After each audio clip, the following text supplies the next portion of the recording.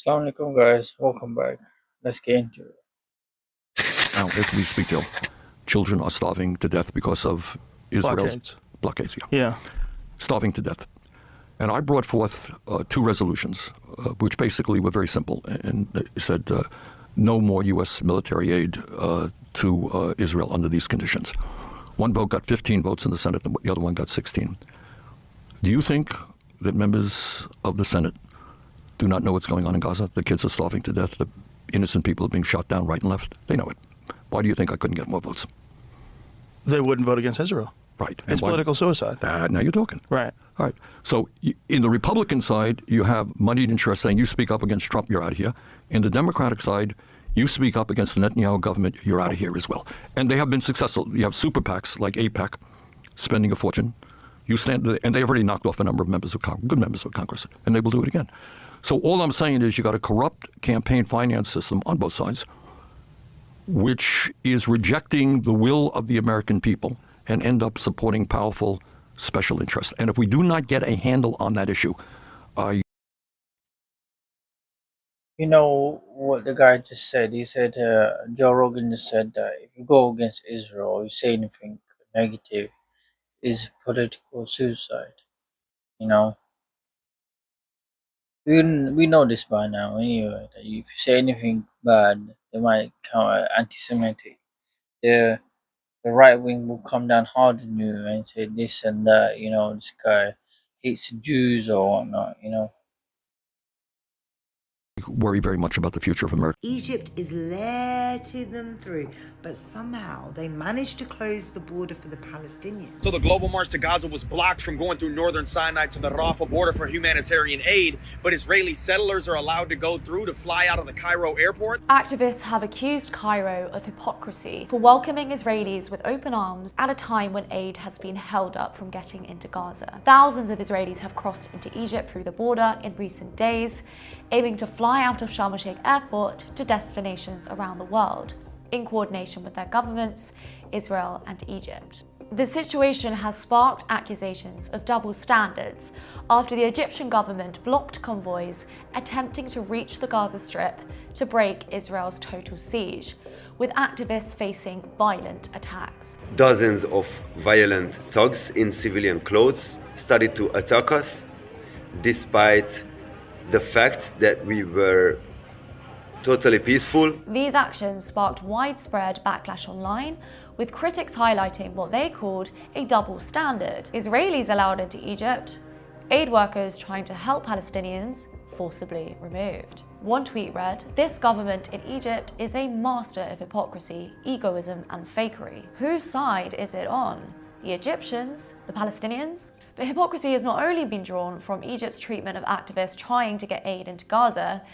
Egypt's immediate decision to allow Israelis through their borders for free starkly contrasts with the decision in 2024 to charge Palestinians fleeing Rafah $5,000 per person to cross the border. A move which ultimately still left thousands of Palestinians in limbo after the Israeli military seized the crossing. So in other words, escaping war comes free, but only if you're not Palestinian. One tweet read, "This is disgusting. So Egypt's dirty, corrupt government was charging $5,000 per person to Palestinians so they could escape a war zone, then close the border for them, but after like 5 minutes of bombing in Israel, they are allowing Israelis to leave via their border for free?" Egypt has also facilitated flights for foreign nationals evacuating from Israel, including diplomats and international workers, in coordination with several governments. But it's not just Egypt.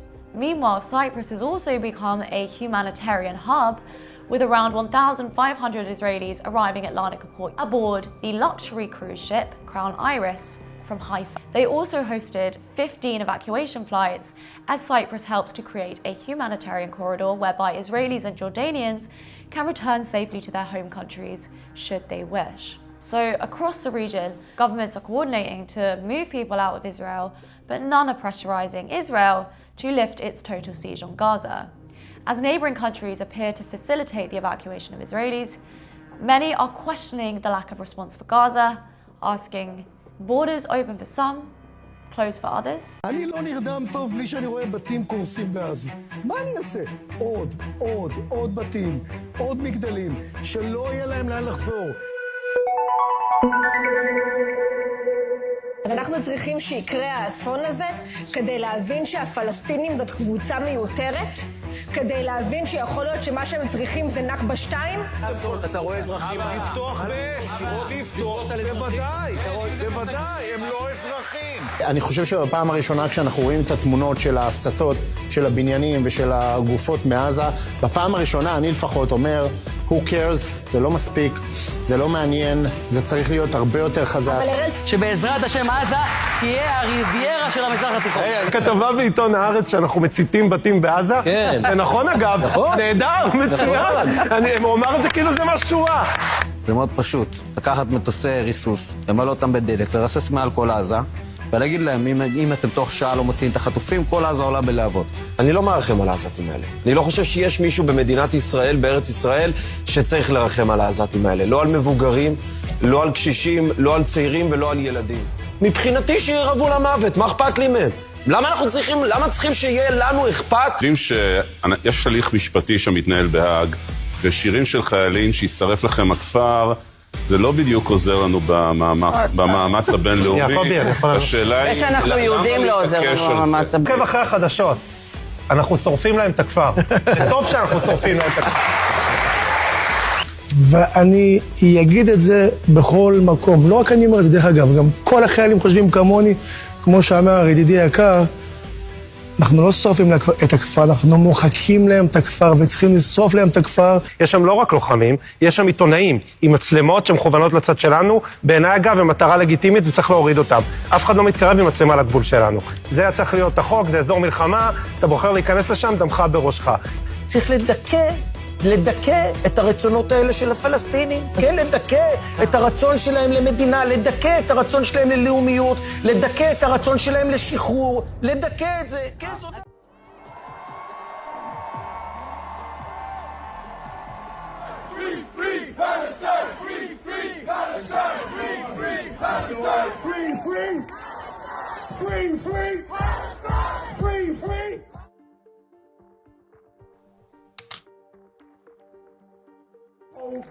And wish to see a day where the Palestinian people are liberated and free from the tyranny of the Israeli government.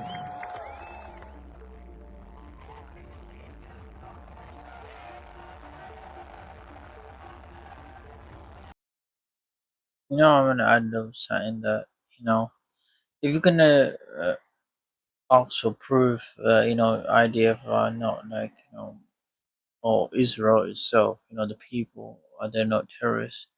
Then look at what they're saying. They're clearly saying on their own news channel, and people are waking up to this. And if you take away one rapper, another rapper will come and say the same thing. People are starting to wake up. We're sick and tired of this same old narrative.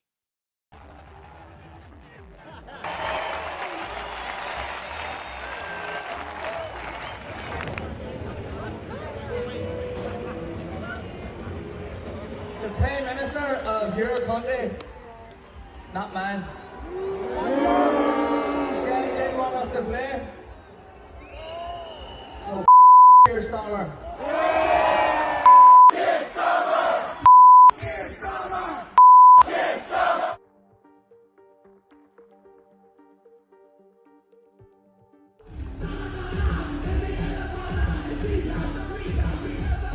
Kneecap with that whole court case in England just wasn't right. Makes no sense. Yeah. We're here to support them. I'm glad they weren't cancelled. Their set wasn't cancelled. We're here to support them. And I think it shows everyone is here to support them. I just think, what they stand for is so right. Yeah. And there shouldn't be genocide in the world.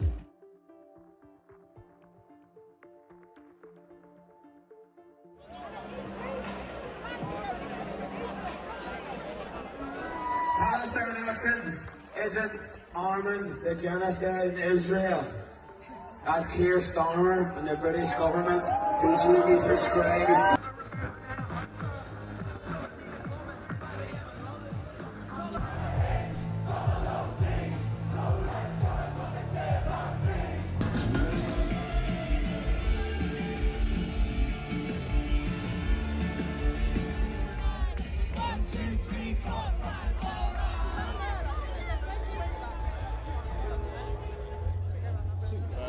If you're an Irish person living in Ireland, you've lived 100 years of oppression in Northern Ireland, so why can't you say what you feel is right?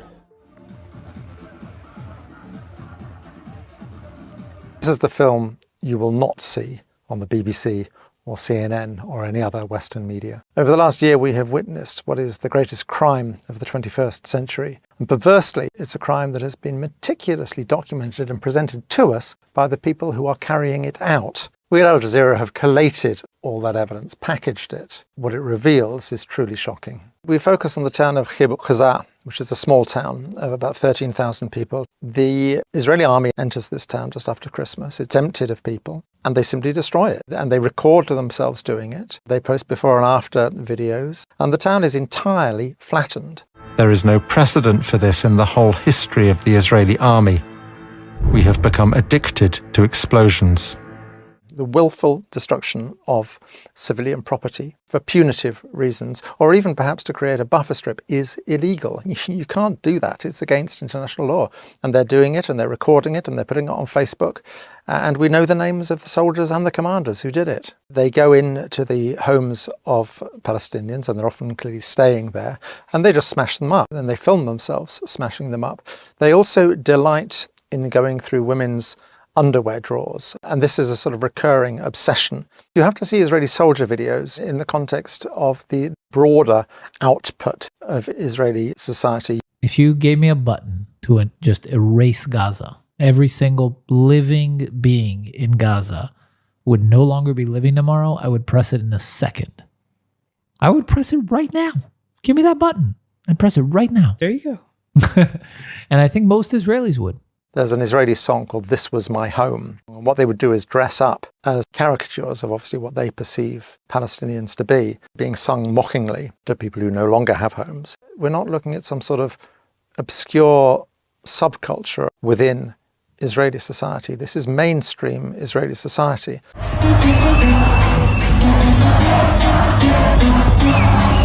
When people tell you who they are, believe them.